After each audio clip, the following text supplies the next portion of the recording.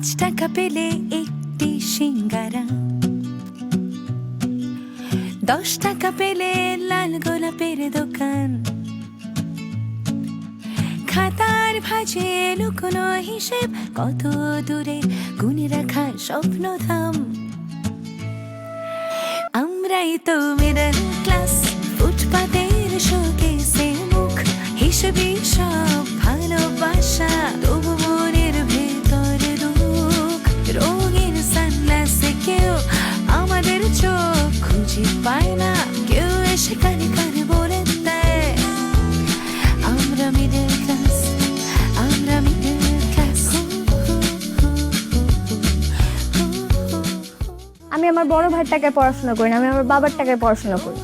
আপনি কথায় কথায় ভাইয়ের টাকার খোটা আমাকে মারেন না। বইয়ের আঁচলের নিচে ছিল। হ্যাঁ, কি বলো মানে তো এখন কি জান্নাতি বাদ পড়ছে নাকি পড়ে নাই? হাতে বাদ করছে না, হাতের দড়ি রাখছে। এই দোকানের মালিক আমি, তোমার আমি দেখাশোনা করতে দিছি, তোমার দোকান বেচা খায়ালেতে দেই নাই। কিন্তু আমার ভাই আবার পরকিয়াও করে না, যার কারণে বেশি সময় অফিসেও থাকা লাগে না, টাইম মতো বাসায় চলে আসে। দেখো, সারাদিন পরে কাজ টাজ করে বাসায় ফিরছি, মেজাজটা একটু ঠান্ডা রাখতে দাও। হ্যাঁ, এত বেলাইনে কথা বলো না, যেটা বলছে সেটা করো। আমি বেলানি কথা বলতেছি, তুমি ওই মেয়ের ব্যবসা থেকে বাদ দিছো? আরে কি আজব কথা, বাসায় ফেরার সাথে সাথে ওই মেয়ে বেলা, মানে কি আজব কথা, বাসায় ফেরার সাথে সাথে তুমি শুরু করে দিলা।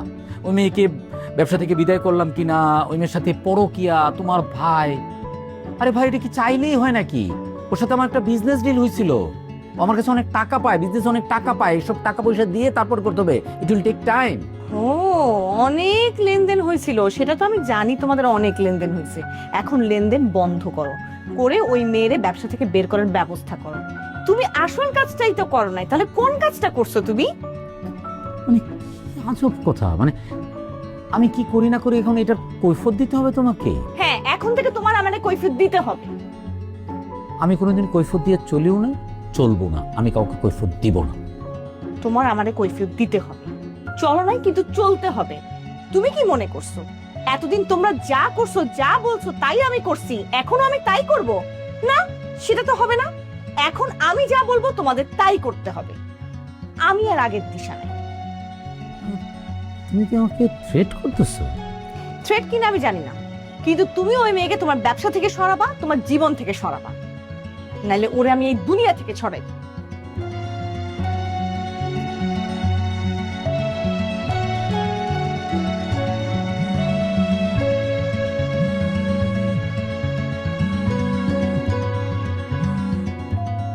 হ্যালো, আরে আপনি সব, হ্যাঁ হ্যাঁ, অফিসের সময় ফোন করবেন, এখন ফোন করেন না, রাখেন তো।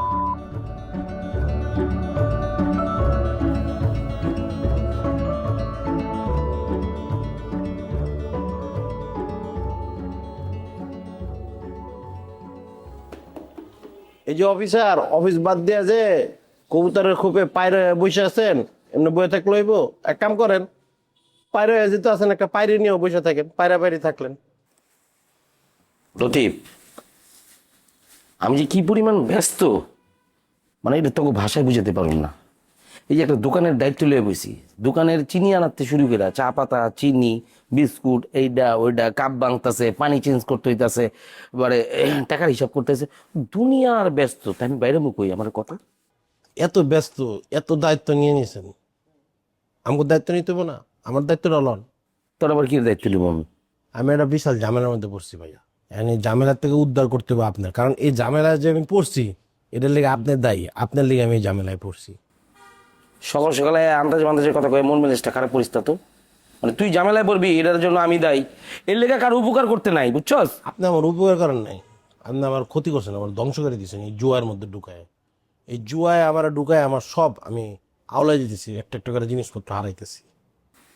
ভাই তুই যা তো সকাল সকাল চা বেচুম, এনতে যা। তাতে আপনি চা ব্যস্ত দেখলাম তো, একটা কাউয়াও নাই, কবুতরের দোকানে একটা কাউয়াও নাই, কাউয়াও আইতে চায় না, মানুষ তো পরের কথা।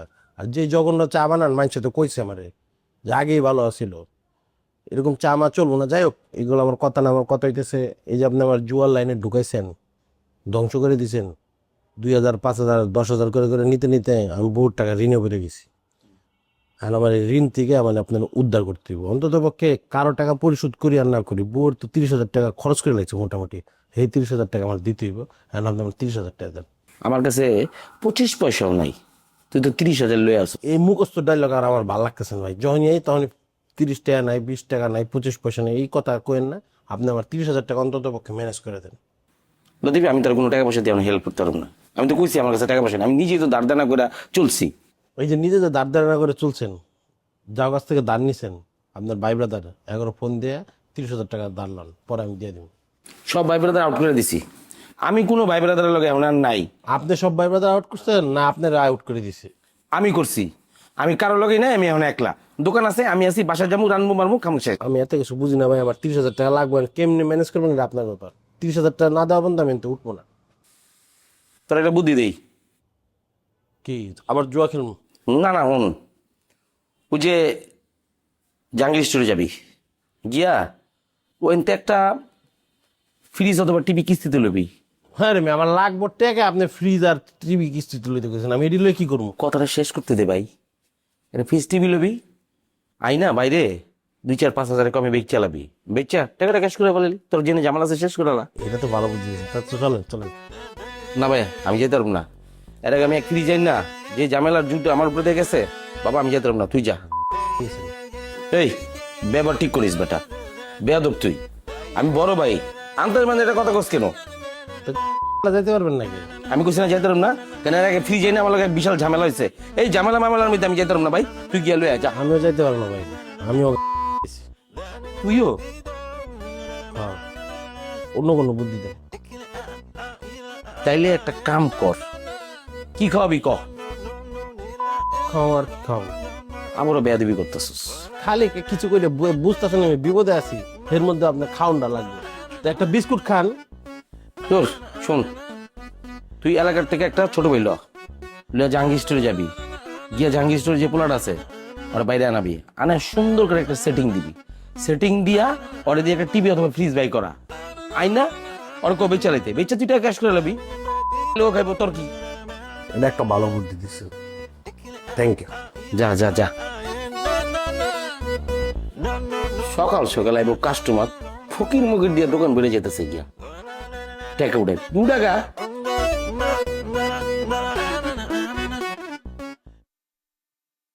না এখন আগের থেকে ভালো। ঠিক আছে, আমি খবর দিব না। আচ্ছা আম্মা ওই মুবিনের ব্যবসা তো একটু ঝামেলা চলতেছে। তাই নাকি? কই, আমি তো কিছু জানি না। কাউরে তো কিছু বলে না, আমারই বলছে, আমি জানি। আচ্ছা ঠিক আছে, আমি এটা নিয়ে ওর সাথে কথা বলবো না। কথা বলার কিছু নাই আম্মা, ওর ব্যবসায় ঝামেলা চলতেছে, মানে টাকা নিয়ে একটু টানাটানি। তো এখন আমি কি করব? আমি কাকে কি বলবো বুঝতেছি না তো। কেন বলতে পারবেন না আম্মা? মবিন তো এক কথায় আব্বা চিকিৎসার জন্য 3 লাখ টাকা দিয়ে দিছে। হ্যাঁ, ওর বাবার অসুখ, সে বড় ছেলে, তার তো দিতেই হবে তাই না? হ্যাঁ ঠিক আছে, সে বড় ছেলে টাকা দিবে, কিন্তু ও তো কারোর জন্য অপেক্ষাও করে নাই। কার জন্য অপেক্ষা করবে বলো? কেন আম্মা, আপনার তো আরো ছেলে মেয়ে আছে, ওরাও তো যে যার মতো করে ইনকাম করতেছে। তুমি কি মনে করো তারা দেয় নাই? যে যার সাধ্য মতো সবাই দিচ্ছে। হ্যাঁ দিছে, তারা তাদের সাধ্য মতো টাকা দিছে, কিন্তু নিজেদের টাকা দিছে। আর মবিন ব্যবসায়ের টাকা দিছে। ব্যবসায়ের টাকা তো ওর একার না আম্মা, ওইটা আমার ভাইয়ের টাকা। আমি তো পুরো টাকা ফেরতও চাইতেছি না, আমি কইতেছি যে টাকাটা বাইচা গেছে ওই টাকাটা ফেরত দিতে। বাঁচলো কোথায়? মবিন যে টাকাটা দিছে তার উপরে অপু আরো 60,000 টাকা দিছে। সব টাকাই কিন্তু চিকিৎসায় খরচ হয়ে গেছে। কি জানি, ডাক্তার তো বললো যে এত টাকার খরচ হওয়ার তো কোনো জায়গায় দেখতেছে না, তেমন কিছুই হয় নাই, তাহলে খরচ হইল কই? আরে তুমি কি বলতেছো? তুমি কি মনে করতেছো আমি মিথ্যা কথা বলতেছি? আম্মা আপনি যে কি কইতেছেন আপনিই জানেন। দেখো বৌমা, তুমি কিন্তু তোমার সীমা ছাড়াই যাইতেছো। আমি যদি কোনো কিছু কইলেই সীমা ছড়ায় যায় তাহলে তো আমার কথাই বলা যায় না। দেখো বৌমা, আমার মাথায় কিন্তু অন্য চিন্তা ঘুরতেছে। তুমি এর মধ্যে এসে আমার মাথাটাকে আর ঘুরাই দিও না। হ্যাঁ আমি কইলে তো সবাই কোনো কথা কানে নিতে চায় না।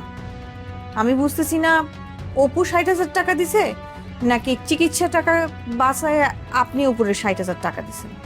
তুমি কি পায়ে পাড়া দিয়ে আমার সাথে ঝগড়া করবা? আমি পায়ে পাড়া দিয়ে ঝগড়া করতেছি না আম্মা, বললে তো খারাপ শোনা যায়। কিন্তু আব্বার কিন্তু পেনশনের টাকা আসিল, পেনশনের টাকা দিয়ে কিন্তু চিকিৎসাটা হইতো, কিন্তু তা করে নাই। মবিন ব্যবসা থেকে 3 লক্ষ টাকা কোনো কথা ছাড়াই দিয়া ফেলছে। দিছে ঠিক আছে, কিন্তু সেটা তো তার টাকা না, আমার ভাইয়ের টাকা। আচ্ছা ঠিক আছে, মবিন আসুক, এইটা নিয়ে আমি মবিনের সাথে কথা বলবো। তুমি এখন যাও তো এখান থেকে, আমার আর ভাল লাগতেছে না এগুলি কথা। আমি কোনো কিছু কইলে তো কারো ভালোই লাগে না, আমি মুখ বন্ধ রাখলেই সবকিছু ঠিক আছে, আমি কইলেই সব সমস্যা হয়ে যায়।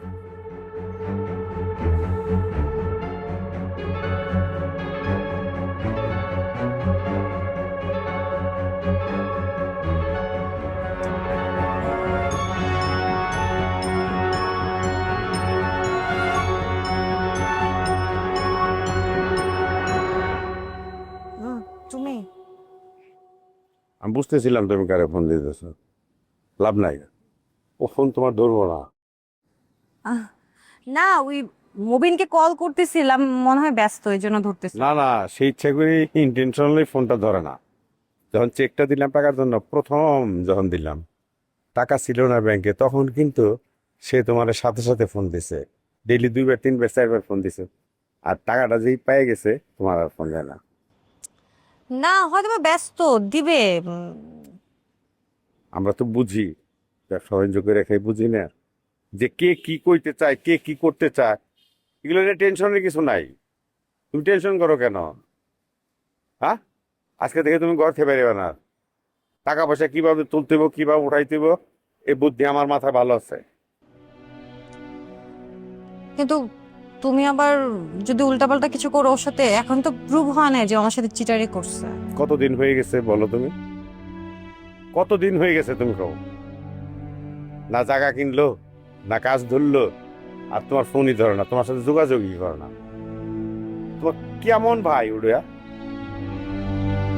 হ্যাঁ, এটা নিয়ে টেনশন করবে না, আর ফোনও দিবে না। যদি সে ইচ্ছা করে ফোন দেয় তোমারে দিব, যদি না দেয় না দিব। টাকা কিভাবে আনতে হইব, টাকা কিভাবে ব্যাংকে জমা দিব, টাকা কিভাবে ঘরে আইব আনতে দেবো, এটা নিয়ে তোমার টেনশন করতে হবে। তুমি ঘরে খাবা দাবা ঘুমাবা থাকবা। চলো চলো।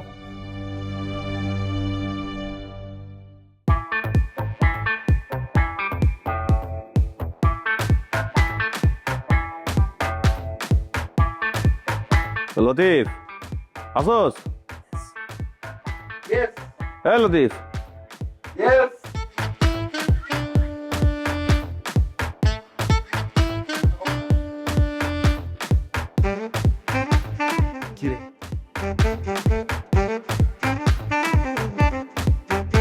কি আমি বয়ে আছি, তুই মোবাইল চাপতেই আছিস? না মানে একটু কাজ করতেছিলাম মোবাইলে, হুট করে আয় পড়লি, কথা নাই বার্তা নেই, ফোন দিয়ে তো আইতে পারতি। তোর কাছে আইতে ফোন দেওয়া লাগবো? বাসায় আইসো, একটা ব্যবসা করে নাস্তা বাস্তার ব্যাপার আছে। এবার আমি কি মেহমান? হ্যাঁ, আমি যখন ইচ্ছা তোর বাসায় আসবো, যখন ইচ্ছা যাবো। ঠিক আছে, তারপর কি কোনো দরকার আসছস? না এমনি এদিক দিয়ে যাইতেছিলাম, ভাবলাম তোর একটু দেখা করে যাই। জরি কই? জরি? ও জরি একটু বাইরে গেছে। কই গেছে? গেছে বাইরে বাইরে গেছে। কে কিসে, জরির কোনো দরকার? না আইলাম যে তুই আসো, জরি নাই, জরি লোক দেওয়া হইতো, কথাবার্তা কইতাম, এই আর কি। আচ্ছা জরি এলে ফোন দিব না তোর, পরে আইস। কি রে, কি জরুরি কাজ করস? ও মোবাইলে এমনি একটু গেম খেলতেছি। সকাল থেকে বাসায় ছিলি? ইয়েস। হ্যাঁ, বাইরে যাস নাই? না না বাইরে যাইনি, বাইরে যাইনি, বাসায় এসেছিলাম। তুই বাসায় মোবাইল চাপস, দোকানে যাস না? দোকানে যাওয়ার কি দরকার, মোবাইল চেপে তো টাকা, মানে দোকানে যাওয়ার দরকার, মোবাইলে সময় দিলে এই যে আমি এন থেকে লাইন কাট করতেছি, লোকজন বাইর করতেছি, বুঝছ নাই? তারপর একটা বিজনেস দিব। কি কস, তোর তো কথার আগামাথা কিছু বুঝি না। শাওন কইলো তুই যখন ব্যবসা শুরু করছস পরিশ্রম। কি রে, ভুল চাল দিছি তো। আর তোমার নাকি প্রচুর পরিশ্রম করতি, এখন তুই বাসাতে বেরোস না, দোকানে যাস না, ঠিক মতো ব্যবসা করস না, কি ঝামেলা কি? একটু কতবার তোর কতবার জিজ্ঞেস করলাম ঝামেলা কি, কিছুই করস না। করতে ভালো লাগে না, বয়স হইতেছে তো, আস্তে আস্তে শর্টকাটে কিভাবে কাজ করে অল্পতে বেশি টাকা আর ইনকাম করা যাবে সেই ব্যবস্থা করতেছি, বুঝছ নাই?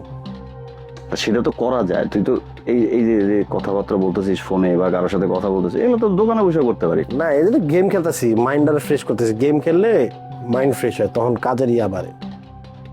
খুলি যে কথা কয়া ব্যবসার ই করতেছ না ওটা ওটা তো করি, এর পাশাপাশি গেম খেলি আর কি।